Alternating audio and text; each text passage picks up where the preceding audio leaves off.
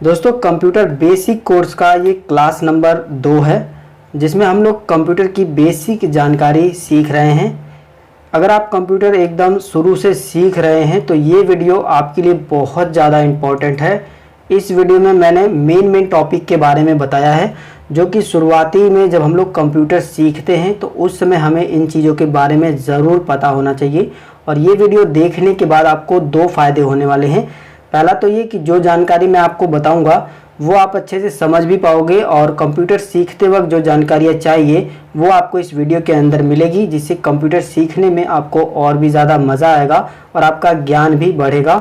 और दूसरा फ़ायदा ये है कि जो मैं वीडियो में बताने वाला हूँ वो कंप्लीट बताऊंगा, पूरा डिटेल में जा कर के मैंने यहाँ पर देख सकते हो सब चीज़ें बना के रखी है स्लाइड में। आप चाहो तो इन्हें जो है नोट्स में भी अपने मेंटेन कर सकते हो, यानी आप कंप्यूटर का बेसिक कोर्स का नोट्स बनाना चाहते हो तो आप इस वीडियो को देख करके बना सकते हो। तो कंप्यूटर बेसिक कोर्स का ये जो वीडियो नंबर 2 है, इसमें हम लोग बात करेंगे कि मॉनिटर क्या है और कितने प्रकार के होते हैं मॉनिटर। और इसके बाद हम लोग बात करेंगे CPU क्या है और कितने प्रकार के CPU होते हैं। इसके बाद हम लोग बात करेंगे कि कीबोर्ड क्या है और कीबोर्ड के प्रकार के बारे में बात करेंगे। साथ में मैं आपको बताऊंगा कीबोर्ड का आविष्कार किसने किया था और कीबोर्ड का आविष्कार कब हुआ था। इसके बाद हम लोग बात करेंगे माउस क्या है, माउस कितने प्रकार के होते हैं, और मैं आपको बताऊंगा कि माउस का आविष्कार किसने किया था और कब किया था। फिर मैं आपको सबसे इम्पोर्टेंट बात बताऊंगा कि माउस की आवश्यकता क्यों है। जब सारी चीज़ें बिना माउस की होती थी पहले, तो माउस की आवश्यकता आखिर क्यों पड़ी, इस पर भी हम लोग बात करेंगे। तो अगर आप भी कंप्यूटर बेसिक कोर्स की जानकारी पूरी कंप्लीट चाहते हैं तो ये वीडियो आप पूरा ज़रूर से देखिएगा। हेलो दोस्तों, मेरा नाम है गुलाब और आप सभी का स्वागत है गुलाब गुरु कंप्यूटर स्मार्ट क्लास में। दोस्तों, अगर आपने अभी तक हमारे चैनल को सब्सक्राइब नहीं किया है तो चैनल को सब्सक्राइब करिए, बेल आइकन को दबाइए, इसी से आपको हमारे नए वीडियो मिलने वाले हैं। अगर ये वीडियो आपको पसंद आता है तो वीडियो को लाइक भी कर दीजिएगा। सबसे पहले बात कर लेते हैं कि मॉनिटर क्या है और कितने प्रकार के मॉनिटर होते हैं। तो मॉनिटर एक आउटपुट डिवाइस है। इसको visual display unit, short form में बात करें तो VDU के नाम से भी जाना जाता है। यह देखने में टीवी की तरह होता है। मॉनिटर एक सबसे महत्वपूर्ण डिवाइस है, इसके बिना कंप्यूटर अधूरा है। यह आउटपुट को अपनी स्क्रीन पर सॉफ्ट कॉपी के रूप में प्रदर्शित करता है। जैसे कि आप ये देख सकते हो, यही हमारा मॉनिटर कहलाता है। जो भी हम लोग काम कंप्यूटर में करते हैं इसी के द्वारा हमको जो है सॉफ्ट कॉपी के रूप में दिखाया जाता है। तो यहाँ से ये बात क्लियर हो गई होगी कि मॉनिटर क्या है। अब बात करते हैं मॉनिटर कितने प्रकार के होते हैं। तो मॉनिटर द्वारा जो प्रदर्शित रंग होते हैं उसके आधार पर ये 3 प्रकार के होते हैं। पहला उसमें जो होता है उसे बोलते हैं मोनोक्रोम मॉनिटर। यह शब्द जो है 2 शब्दों से मिलकर बना है। पहला है मोनो अर्थात एकल, तथा क्रोम अर्थात रंग यानी कलर से मिलकर ये जो बना है, इसीलिए इसे सिंगल कलर डिस्प्ले कहते हैं। तथा मॉनिटर आउटपुट को ब्लैक एंड वाइट रूप में प्रदर्शित करता है। सीधी भाषा में बात करें तो monochrome monitor black and white यानी सिंगल कलर के मॉनिटर होते हैं, जो कि आज से पहले के ज़माने में काफ़ी ज़्यादा चलते थे। अब बात करें दूसरे टाइप्स ऑफ मॉनिटर की, तो दूसरा टाइप्स है ग्रे स्केल मॉनिटर। यह मॉनिटर मोनोक्रोम मॉनिटर जैसे ही होते थे, लेकिन यह किसी भी तरह के डिस्प्ले को जो है ग्रे शैडो में प्रदर्शित करता था। इस प्रकार के मॉनिटर अधिकतर हैंडी कंप्यूटर जैसे लैपटॉप वगैरह में प्रयोग किए जाते थे पहले के टाइम में। और इस मॉनिटर की एक खास बात थी कि ये जो मॉनिटर जो मोनोक्रोम मॉनिटर होते थे उससे जो है थोड़ा बेस्ट थे और थोड़ी कम बिजली जो है खपत करते थे। अब बात करते हैं तीसरे प्रकार की, जो है कि रंगीन मॉनिटर यानी कलर मॉनिटर्स। तो अभी हम लोग जो है इस टाइम इस्तेमाल करते हैं जो जिस टाइप के मॉनिटर, वही जो है कलर मॉनिटर के अंतर्गत आते हैं। ऐसे मॉनिटर जो है RGB यानी कि रेड ग्रीन ब्लू यानी तीनों रंग का कॉम्बिनेशन होता है, विकिरण के समायोजन से के रूप में जो है आउटपुट को प्रदर्शित करते हैं। और सिद्धांत के कारण ऐसे मॉनिटर उच्च रेजोल्यूशन यानी हाई रेजोल्यूशन में ग्राफिक्स को प्रदर्शित करने में सक्षम होते हैं। और कंप्यूटर मेमोरी की क्षमता अनुसार ऐसे मॉनिटर 16 से लेकर 16 लाख तक के रंगों को आउटपुट प्रदर्शित करने की क्षमता रखते हैं। और आपकी जानकारी के लिए बता दूं कि इस समय के जो मॉनिटर आ रहे हैं यानी कि कलर मॉनिटर, जिसको हम RGB मॉनिटर भी बोल सकते हैं, ये सबसे बढ़िया क्वालिटी की मॉनिटर हैं और वर्तमान समय में काफ़ी ज़्यादा प्रचलित भी हैं। वहीं दोस्तों अगर बात करें आकार और बनावट के आधार पर मॉनिटर जो है कितने प्रकार के होते हैं, तो ये टोटल जो है 4 प्रकार के होते हैं। पहला इसमें जो है वो है CRT मॉनिटर। CRT का फुल फॉर्म होता है कैथोड रे ट्यूब, जो कि हम लोग आगे बात करेंगे इस पर। और दूसरा यहाँ पर ये जो प्रकार है वो है फ्लैट पैनल मॉनिटर। तीसरे प्रकार का मॉनिटर होता है LCD यानी लिक्विड क्रिस्टल डिस्प्ले, ये भी एक मॉनिटर ही है। और बात करते हैं फोर्थ प्रकार की, तो वो है LED लाइट एमिटिंग डायोड। तो आकार और बनावट के आधार पर टोटल 4 प्रकार के मॉनिटर होते हैं। चलिए हम बारी बारी से इनके बारे में भी जान लेते हैं। तो बात करें CRT मॉनिटर की, तो मैं आपको बता दूं, आपने इस टाइप का मॉनिटर पहले देखा होगा। पहले इसी टाइप के ही मॉनिटर चलते थे, जिसमें जो है पीछे की साइड में इस तरीके से टीवी जैसा, मतलब पीछे की साइड में निकला होता था, जिसमें जो है ट्यूब लगे होते थे, जिसमें जो है वहाँ पर से ट्यूब में से जो लाइट हो वो रिफ्लेक्ट होकर के स्क्रीन पर आती थी, तभी हमको जो है डिस्प्ले पर दिखाई देता था। CRT मॉनिटर सबसे ज़्यादा यूज होने वाला आउटपुट डिवाइस है, यानी पहले के ज़माने में ये सबसे ज़्यादा इस्तेमाल में लिया जाता था, जिसे VDU यानी विजुअल डिस्प्ले यूनिट भी कहते हैं। इसका main part cathode ray tube होती है, जिसे जनरली पिक्चर ट्यूब भी कहते हैं। ये अधिकतर मॉनिटर में पिक्चर जो ट्यूब एलिमेंट होता है, जो टीवी के सेट के समान होता है, यह ट्यूब CRT कहलाती है। CRT तकनीक सस्ती और उत्तम कलर में आउटपुट प्रदान करती है। CRT में इलेक्ट्रॉन गन होते हैं, जो कि इलेक्ट्रॉन्स की बीम और कैथोड रे को जो है उत्सर्जित करती है। इलेक्ट्रॉन बीम्स इलेक्ट्रॉनिक ग्रिड से पास की जाती है ताकि इलेक्ट्रॉन की स्पीड को कम किया जा सके। CRT मॉनिटर की स्क्रीन पर फास्फोरस की कोडिंग की जाती है, इसीलिए जैसे ही इलेक्ट्रॉनिक बीम स्क्रीन से टकराती है तो हमें पिक्सल चमकने लगते हैं और स्क्रीन पर इमेज या कोई भी लेआउट दिखाई देता है। और मैं आपको बता दूं कि जो इसमें मैंने आपको बताया है CRT यानी कैथोड रे ट्यूब होता है इसके अंदर, जिसकी वजह से यहाँ पर जो है बीम्स, जब ये इलेक्ट्रॉनिक्स बीम जो होते हैं वो जो है जब फास्फोरस की जो कोडिंग होती है उस पर जब टकराते हैं, तभी जो है ये बीम्स जो है स्क्रीन से टकराने के बाद जो है पिक्सल उत्पन्न करते हैं, तब ये स्क्रीन पर चमकती है और हमें इमेज पर, जो स्क्रीन पर इमेज होता है या फिर कोई भी फाइल फोल्डर या फिर लेआउट जो भी खोला होगा हमने, वो हमको दिखाई देने लगता है। बात करें अगर CRT मॉनिटर, तो ये देख सकते हो आप, इस स्क्रीन पर देख करके आप अंदाज़ा लगा सकते हो कि कैसे ये मॉनिटर होते हैं। वहीं बात करें फ्लैट पैनल मॉनिटर की, जो कि दूसरा प्रकार है, तो CRT तकनीक के स्थान पर यह तकनीक विकसित की गई थी, जिसमें केमिकल व गैसों को एक प्लेट में रखकर उसका प्रयोग डिस्प्ले में किया जाता है। यह बहुत पतली स्क्रीन होती है। फ्लैट पैनल वजन में हल्की तथा बिजली को कम करने वाली होती है। इसमें द्रव्य क्रिस्टल डिस्प्ले यानी LCD, जिसको हम लोग लिक्विड क्रिस्टल डिस्प्ले भी बोलते हैं इंग्लिश में, तकनीक की प्रयोग की जाती है। LCD में CRT तकनीक की अपेक्षा कम स्पष्टता होती है। इनका यूज लैपटॉप वगैरह में ज़्यादातर इस्तेमाल किया जाता है। अब बात करें तीसरे प्रकार के मॉनिटर की, तो जिसको मैंने बताया LCD बोलते हैं, इसका फुल फॉर्म है liquid crystal display. CRT monitor बिल्कुल टेलीविज़न की तरह हुआ करते थे। टेक्नोलॉजी के विकास के साथ मॉनिटर ने भी अपना रूप जो है बदले और आज CRT के बदले LCD मॉनिटर जो है प्रचलन में आ गए। यह मॉनिटर बहुत ही आकर्षक होते हैं। लिक्विड क्रिस्टल डिस्प्ले को LCD के नाम से भी जाना जाता है। यह डिजिटल टेक्नोलॉजी है जो एक फ्लैट सतह पर तरल क्रिस्टल के माध्यम से आकृति बनाता है। यह कम जगह लेता है और यह जो है कम ऊर्जा भी लेता है तथा पारंपरिक कैथोड रे ट्यूब मॉनिटर की अपेक्षाकृत कम गर्मी भी पैदा करता है। यह डिस्प्ले सबसे पहले लैपटॉप में यूज होता था, परंतु अब यह जो है स्क्रीन डेस्कटॉप कंप्यूटर के लिए भी प्रयोग हो रहा है। अब बात करते हैं चौथे टाइप के मॉनिटर की, जिसको जो है बोलते हैं LED मॉनिटर, जो कि मैं आपको बता दूं कि इस समय जितने भी हम लोग कंप्यूटर के लिए मॉनिटर को इस्तेमाल कर रहे हैं वो LED ही मॉनिटर हैं। ज़्यादातर यही जो है इस्तेमाल होते हैं। LED मॉनिटर आज बाज़ार में मॉनिटर की जो है सबसे नवीनतम प्रकार हैं। ये फ्लैट पैनल हैं या थोड़ा घुमावदार डिस्प्ले भी होते हैं, यानी कि कुछ मॉनिटर आपने देखा होगा एलईडी के कुछ ऐसे थोड़ा सा घुमावदार होंगे और कुछ जो है फ्लैट होंगे एकदम सीधा सीधा।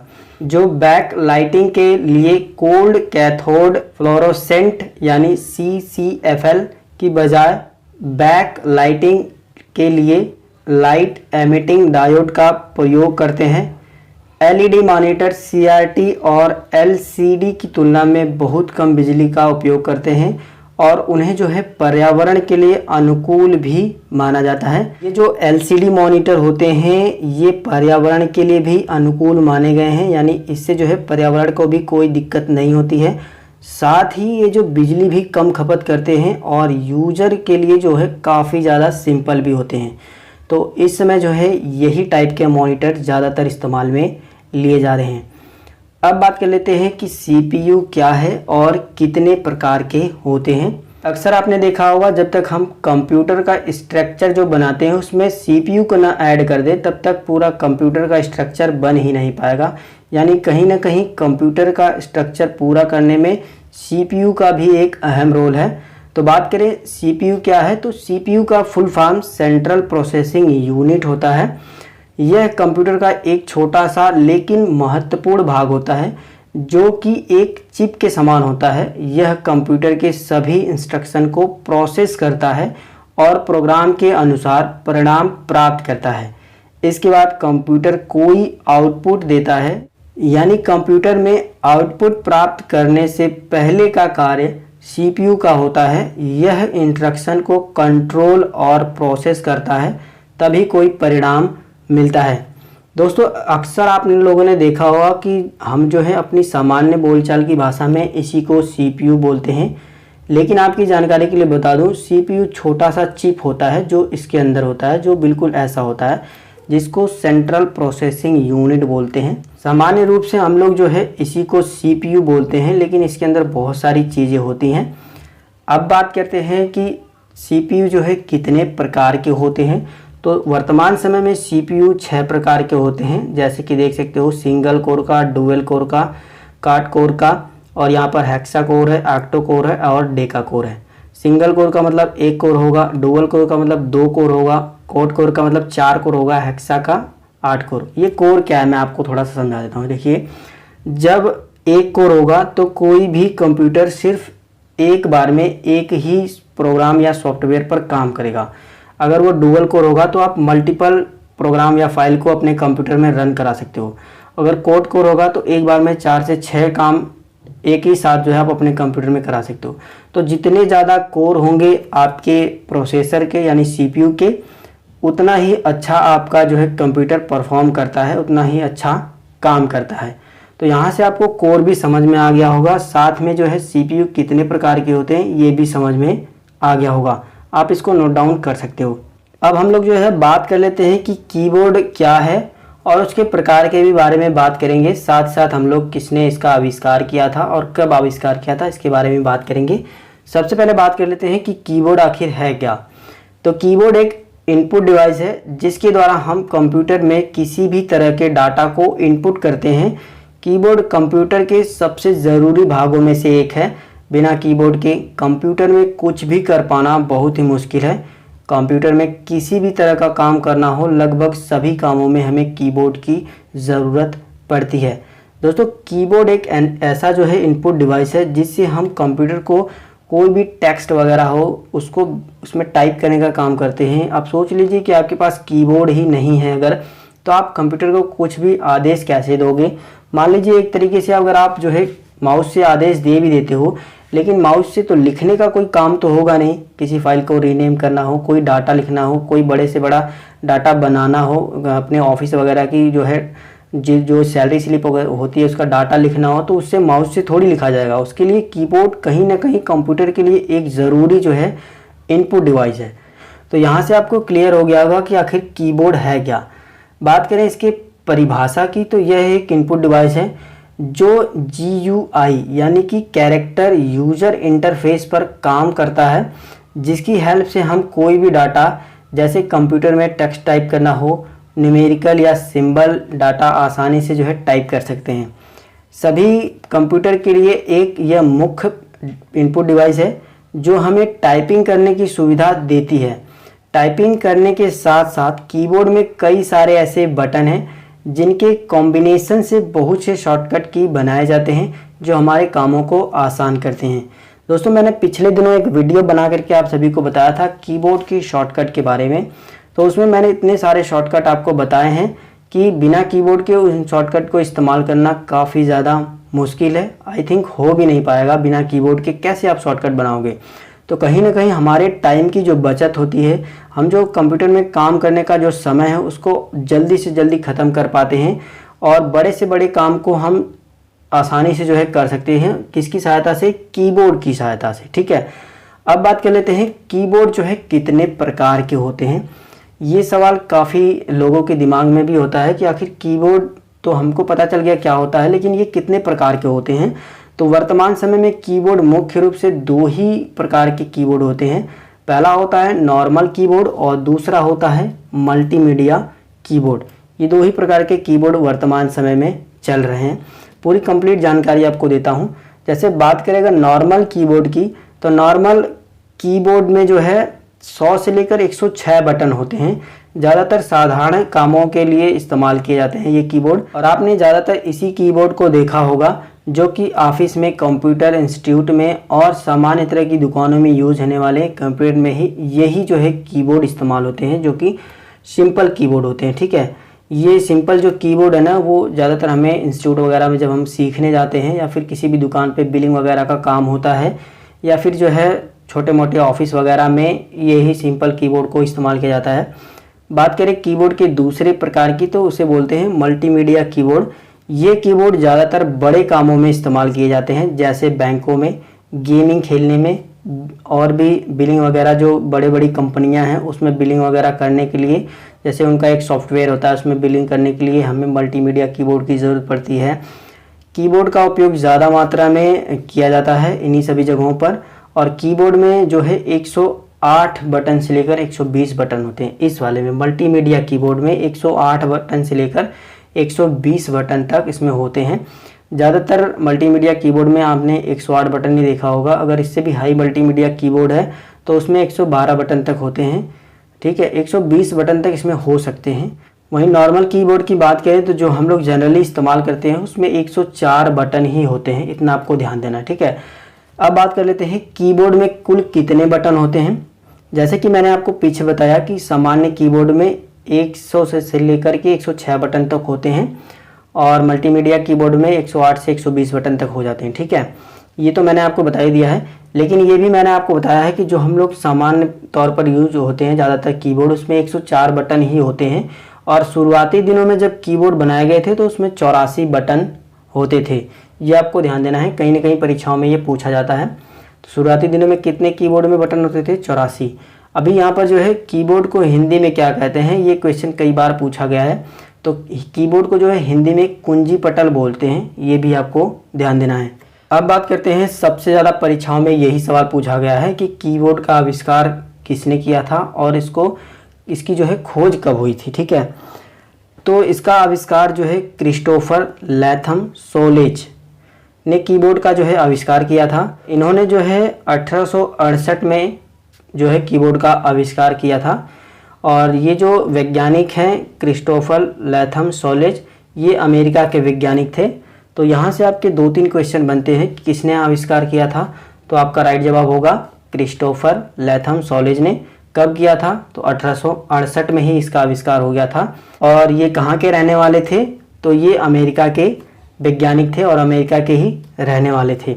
अब बात कर लेते हैं कि माउस क्या है और माउस की आविष्कार कब हुआ था, माउस की खोज किसने की थी और माउस कितने प्रकार के होते हैं, ये सब हम लोग जान लेते हैं माउस के बारे में। तो बात करते हैं सबसे पहले माउस क्या है। तो माउस एक इनपुट डिवाइस है जो कंप्यूटर के पॉइंटर या कर्सर को कंट्रोल करता है। माउस का इस्तेमाल करके हम कंप्यूटर में कोई भी फाइल को ओपन करना हो, फाइल को बंद करना हो और भी सभी फोल्डर या आइटम को एक जगह से दूसरे जगह ले जाना हो, ये सारे काम जो है हम माउस का ही इस्तेमाल करके करते हैं। यह एक ग्राफिकल यूजर इंटरफेस यानी GUI पॉइंटिंग डिवाइस है इसीलिए इसे एक पॉइंटिंग डिवाइस भी कहा जाता है। माउस कंप्यूटर का एक सबसे महत्वपूर्ण इनपुट डिवाइस है। आखिर इसे माउस ही क्यों कहा गया था? तो मैं आपको बता दूं, इसका आकार, ये देखिए जो बनावट है ये चूहे की तरह है, इसीलिए इसको जो है माउस कहा गया था। देखिए यहाँ पर, ठीक है, इसको माउस इसीलिए नाम दिया गया क्योंकि इसकी बनावट जो है चूहे के आकार की है। तो ये भी कई बार क्वेश्चन पूछे जाते हैं। अब बात कर लेते हैं माउस में कितने बटन होते हैं। तो माउस में कुल 3 ही बटन होते हैं। पहला होता है लेफ़्ट बटन, दूसरा होता है राइट बटन, तीसरा होता है स्क्रॉल बटन। ये माउस में देखिए जो लेफ़्ट साइड में होगा उसे लेफ़्ट बटन बोलेंगे, जो राइट साइड में होगा उसे राइट बटन बोलेंगे, और ये जो बीच में आप देख रहे हो एक व्हील यानी चक्री सा है, इसको स्क्रॉल बटन बोला जाता है। स्क्रॉल बटन का काम पेज को ऊपर नीचे ले जाने के लिए किया जाता है। पहले जो माउस आते थे उनमें सिर्फ 2 ही बटन हुआ करते थे, यानी स्क्रॉल बटन नहीं हुआ करता था। पहले जो सबसे पहले माउस बनाया गया था ना, वो लकड़ी का बनाया गया था। ये भी आपको ध्यान देना है, कहीं ना कहीं ये सवाल पूछा गया है। अब बात करते हैं कि माउस की खोज कब हुई थी और किसने की थी। माउस की खोज 1960 के दशक के शुरुआत में ही हो चुकी थी, और इसकी जो खोज की थी जिन्होंने, उनका नाम था डगलस एंजलबर्ट द्वारा जो है माउस की खोज की गई थी। ठीक है, तेरे माउस की खोज कब हुई थी? तो ये माउस की खोज जो है 1960 के दशक जो थे उसकी शुरुआत में ही हो चुकी थी, यानी 1960 में ही माउस की खोज हो चुकी थी। और माउस की खोज जिन्होंने की थी उनका नाम था डगलस एंजलबर्ट। ये मिस्टेक हो गया है, एंगलबर्ट लिखा गया है, तो ये गलत है, एंजलबर्ट था, जिनका आप फोटो यहाँ पर देख भी सकते हो। ठीक है, यही वो साहब हैं जिन्होंने माउस की जो है खोज की थी। बात करें माउस कितने प्रकार के होते हैं, तो मुख्य रूप से माउस 5 प्रकार के होते हैं। पहला है मैकेनिकल माउस। मैकेनिकल माउस की अगर बात करें तो माउस का सबसे पुराना रूप है। इस माउस में रबर बाल लगी होती थी, और जब इसे पैड पर घुमाया जाता था तो यह रबर बाल अंदर लगी चक्री पर घूमती थी, जिससे जो है सिंगल कंप्यूटर को भेजे जाते थे। लेकिन यह माउस ज़्यादा सफल नहीं रहा। तो इस माउस के अंदर जो है एक रबर बॉल लगी होती थी, जिसको जो है जब हम माउस पैड पर इधर उधर घुमाते थे तो ये घूमने की वजह से जो है इसका सिग्नल कंप्यूटर को जाता था, फिर जो है कंप्यूटर में हम लोग काम करते थे। लेकिन ये माउस जो है ज़्यादा सफल नहीं हुआ, और इसमें जो रबर बॉल लगी हुई थी वो भी जगह जगह पर अटक जाती थी और इतने अच्छे से काम भी नहीं कर पाती थी। ये जो मैकेनिकल माउस है इसका चित्र मैंने यहाँ पर दिखा रखा है, आप इसे देख सकते हो, ऐसे ही मैकेनिकल माउस थे। अब बात करते हैं ऑप्टो मैकेनिकल माउस की, जो कि माउस का दूसरा प्रकार है। ऑप्टो मैकेनिकल माउस को मैकेनिकल माउस से बेहतर बनाया गया था। इसमें मैकेनिकल सेंसर के स्थान पर ऑप्टिकल सेंसर लगाया गया था। ऑप्टो मैकेनिकल माउस में एलईडी यानी कि लाइट एमिटिंग डायोड और फोटो डिटेक्टर मिलकर माउस द्वारा तय दूरी का अनुमान लगाकर ठीक प्रकार से काम करते थे। लेकिन इस मॉडल में भी कुछ खामियां निकली, जिसकी वजह से इसे भी जो है उतना सक्सेसफुल नहीं माना गया। और ये आप ऑप्टो मैकेनिकल माउस का चित्र देख सकते हो, कुछ ऐसा था।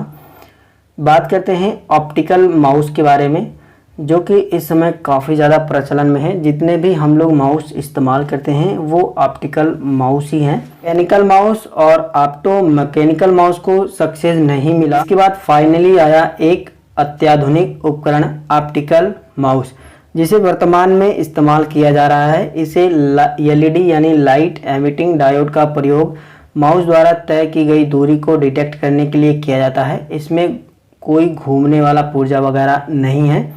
मैं आपकी जानकारी के लिए बता दूं, इसमें एक एलईडी लाइट होती है। देखिए यहाँ पर ये लाइट जल रही है, इसी के द्वारा इसमें सेंसर लगा होता है। जब हम माउस पैड पे इसको चलाते हैं तो उससे जो लाइट जो माउस पैड पर लग के दोबारा से रिफ्लेक्ट होकर जाती है, इसकी वजह से हमारा माउस का कंट्रोल होता है। इसका चित्र में भी आप देख सकते हो। वर्तमान समय में हम लोग जो है ऑप्टिकल माउस को ही इस्तेमाल कर रहे हैं, और ये काफ़ी सक्सेसफुल भी है। अब बात करते हैं वायरलेस माउस की, जो कि चौथा प्रकार है। तो वायरलेस माउस भी एक ऑप्टिकल माउस ही है, लेकिन इसमें तार नहीं होते हैं, बल्कि माउस को पावर देने के लिए एक बैटरी होती है, और कंप्यूटर में एक रेडियो फ्रिक्वेंसी यानी आरएफ रिसीवर लगाया जाता है। अभी आप देख सकते हो ये हमारा माउस है और ये एक रिसीवर है। ठीक है, जैसे क्या होता है, ऑप्टिकल माउस जो तार वाले होते हैं उसमें एक यूएसबी तार होता है। अगर आप जो है लैपटॉप इस्तेमाल कर रहे हो तो लैपटॉप में आपको यूएसबी लगाना पड़ता है, इसके बाद आप जो है माउस को इस्तेमाल करते हो। लेकिन अगर आप जो है कंप्यूटर में इस्तेमाल करते हो तो सीपीयू में जो है आपको यूएसबी लगाना पड़ता है, लेकिन इसमें जो है यूएसबी तो है ही नहीं। तो इस कंडीशन में इसको वायरलेस माउस कहा गया और इसमें जो है एक रिसीवर लगाया जाता है, जो कि इसको भी आपको अपने कंप्यूटर या फिर लैपटॉप में लगाना पड़ता है। इस रिसीवर को बिना लगाए आप जो है इसको इस्तेमाल नहीं कर सकते हो। इसी से जो है अटैचमेंट बना रहता है। और आपकी जानकारी के लिए बता दूं, इसमें एक बैटरी होती है, यानी बिना बैटरी के भी आप जो है इसको इस्तेमाल नहीं कर सकते हो वायरलेस माउस को। तो वायरलेस माउस देखने में और इस्तेमाल करने में काफ़ी मज़ा आता है, लेकिन उतने सक्सेसफुल मेरे ख्याल से नहीं है, क्योंकि इसमें बार बार बैटरी वगैरह बदलने का टिटिम्मा होता है। तो ये आपकी मर्जी है, अगर आप इसे इस्तेमाल करना चाहो तो कर सकते हो। लेकिन वायरलेस माउस की बात करें तो वायरलेस माउस ऐसे ही काम करते हैं। अब बात करते हैं माउस के 5वें प्रकार यानी ट्रैक बॉल माउस के बारे में। तो ट्रैक बॉल माउस आप यहाँ पर देख सकते हो, कुछ इस टाइप का हुआ करते थे। इसमें जो है एक ऊपर की साइड में बॉल लगी होती थी, अब यहाँ पर देख सकते हो। इसी बॉल की मदद से माउस के कर्सर को जो है कंट्रोल किया जाता था, यानी जो भी हमारा वहाँ पर माउस पॉइंटर है उसको ऊपर नीचे दाएं बाएं ले जाने के लिए इस बॉल का इस्तेमाल किया जाता था। इस माउस से कर्सर को कंट्रोल करने में जो है काफ़ी ज़्यादा दिक्कत आती थी, इसीलिए ये माउस ज़्यादा सफल नहीं हुए और ये ज़्यादातर इस्तेमाल भी नहीं किए जाते हैं। अब बात करते हैं माउस की आवश्यकता क्यों पड़ी, क्योंकि मैंने आपको बताया है कि इससे पहले ही कीबोर्ड का आविष्कार हुआ था। माउस का आविष्कार तो 1960 में हुआ, लेकिन कीबोर्ड का आविष्कार जो है 1868 में ही हो गया था। तो सारा का सारा काम जब कीबोर्ड से चल रहा था तो आखिर माउस की ज़रूरत क्यों पड़ी। तो मैं आपको बता दूं कि जब हम कीबोर्ड से काम करते थे उस समय कंप्यूटर में काम करना बहुत ज़्यादा समय भी लगता था और बहुत दिक्कत का सामना भी करना पड़ता था। इसी वजह से हमें माउस की ज़रूरत पड़ी। और जब से माउस आए हैं ना, तो इसका बहुत ही आसान आंसर है, क्योंकि कीबोर्ड से हमें कंप्यूटर को चलाने में आज भी बहुत ज़्यादा दिक्कत होती है। हमें काफ़ी सारे शॉर्टकट वगैरह याद करने पड़ते हैं, तभी हम जो है कीबोर्ड से कंप्यूटर को एक्सेस कर पाते हैं। और पहले भी ये दिक्कत आती थी, लेकिन जब से मार्केट में माउस को लाया गया है तब से हमारी जो कंप्यूटर को चलाने की स्पीड है ना, वो 2 से 3 गुना बढ़ चुकी है। और हम कंप्यूटर में जो भी काम करते हैं वो काफ़ी तेज़ी से काम कर पाते हैं, क्योंकि माउस जो है इसमें 3 ही बटन होते हैं। तीनों बटन को हमको पता है क्या किस बटन से क्या काम होता है, और फटाफट हम चीज़ों को एक्सेस कर पाते हैं कंप्यूटर में। तो माउस को लाने का ज़्यादातर मतलब यही है कि पहले जो हम लोग कीबोर्ड से या फिर अदर डिवाइस से कंप्यूटर को इस्तेमाल करते थे उस समय काफ़ी दिक्कत होती थी, बहुत ज़्यादा समय हमारा बेकार जाता था। लेकिन जब से माउस आया है हमें बहुत ही कम दिक्कत होती है और हमारा समय भी बचत होता है, इसलिए जो है माउस की हमें आवश्यकता पड़ी। और ये कहीं ना कहीं माउस हमारे लिए बहुत ज़्यादा उपयोगी है। वहीं यहाँ पर मैंने माउस की कुछ और जानकारी यहाँ पर लिखी है, आप इसे जो है रीड कर सकते हो। यहाँ पर मैंने लिखा है माउस जो है हमारा DPI पर काम करता है, यानी डॉट पर इंच पर। जितना अच्छा हमारे माउस का DPI होगा उतना ही अच्छा हमको ग्राफिक तैयार करने में मदद मिलती है और उतना ही अच्छा हमारा माउस भी काम करता है। दोस्तों वीडियो काफ़ी बड़ा हो गया है, इसके लिए सॉरी, लेकिन जानकारी भी काफ़ी सारी मैंने आपको बताई है। अगर ये वीडियो आपको पसंद आए तो वीडियो को लाइक करिए, अपने दोस्तों के साथ इस वीडियो को शेयर करिए। चैनल पे अगर नए हो तो सब्सक्राइब कर लीजिए।